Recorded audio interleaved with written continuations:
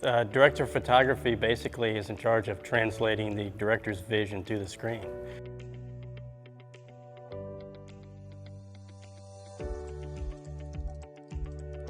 So I chose a Canon C300 package specifically because I knew we were going to be using a lot of gimbal. The Canon autofocus is amazing. So rather than rely on remote follow focus with an AC that is going to make this gimbal package even heavier, I put the Canon photo lenses with autofocus on the gimbal, and that was really the main reason for that camera. Very positive. Man, even if you come to that step and you don't, it's not going on point, but you just kind of lift a little bit, just no, not on point, just on daddy pointers. I'm the artistic director for Ballet Memphis and also the choreographer for Ballet Memphis' Nutcracker film. Well, the Nutcracker is a very traditional story, and it's set in a Victorian kind of era house normally. And we wanted to try and find a way to have the Act 1 party scene be as close to what it's supposed to be as possible.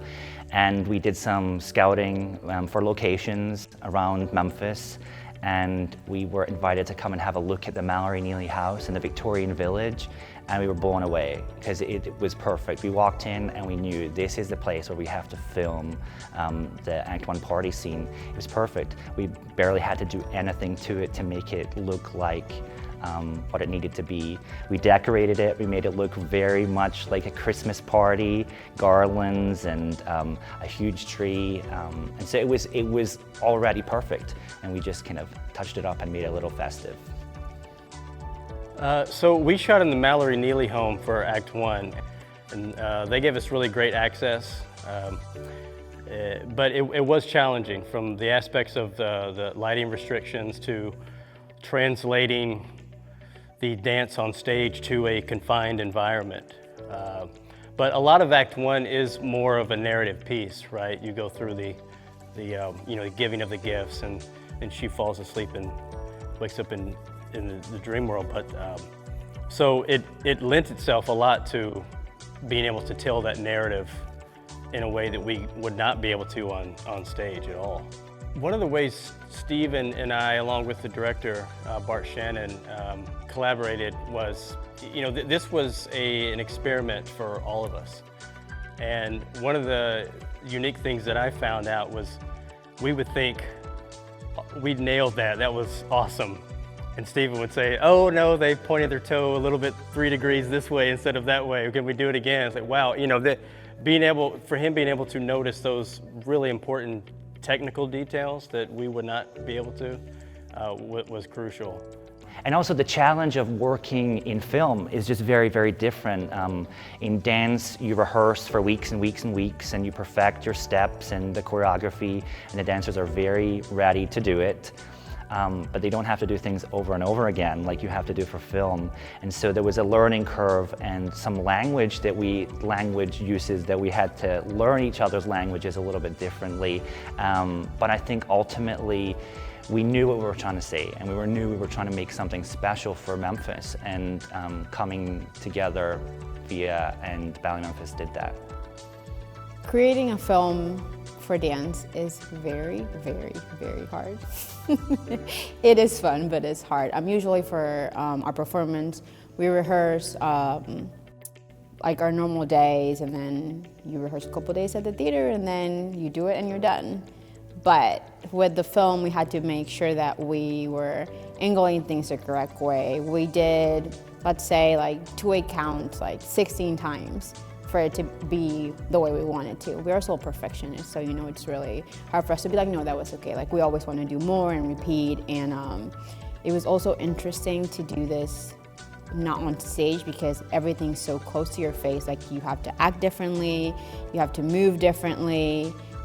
So it was a challenge, but it was fun, and I think we made it work in a very successful way.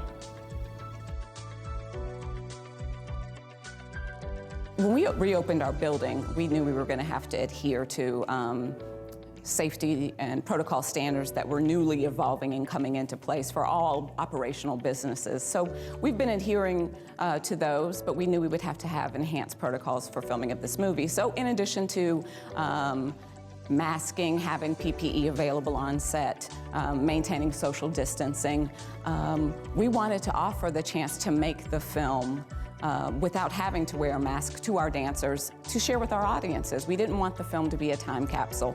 And so to ensure that we could film this movie without masks, we provided testing on a regular basis leading up to and during the filming of the movie. And of course, when we weren't shooting, we had asked both film crew and our dancers to mask at all times. So safety was the priority here because we knew if we weren't safe, we wouldn't be able to make a film.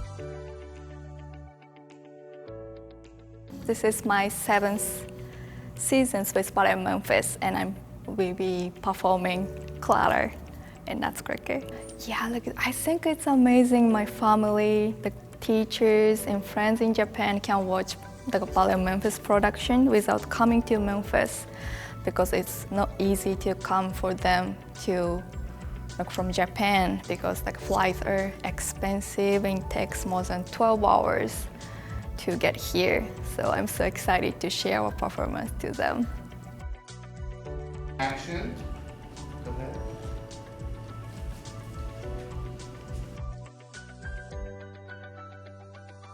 Hello, my name is Oscar Fernandez. I am from Spain, and this is my 5th season with Ballet Memphis, and I was the Nutcracker in our new Nutcracker film coming up.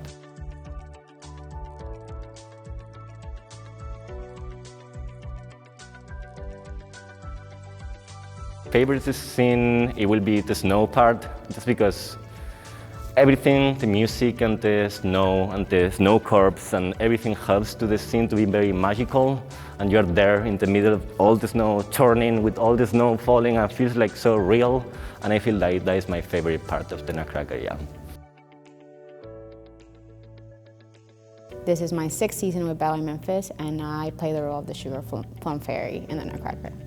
The Sugar Plum Fairy role has always been one of my favorite roles. I love the music, I love the choreography, and this is one of those roles that you're like, I made it type of thing, like, yes, finally, I'm there. So it's usually very fun and elegant and exciting to be able to perform it. Their performances were great, their attitude were great. It was just a really great collaboration. It was a really fun collaboration. Everybody was in good spirits, having fun and enjoying the process. I just want to say thank you to Lynn's Reynolds. Without their contribution, we would not have been able to pull this off with the very low budget that we had. I know every time I rent gear from Lynn's Reynolds, it's always going to be well maintained and prepared, and I don't have to worry about it, and that's one of the pluses that they offer. I hope that all the positive energy and heart that we put into it comes out on screen.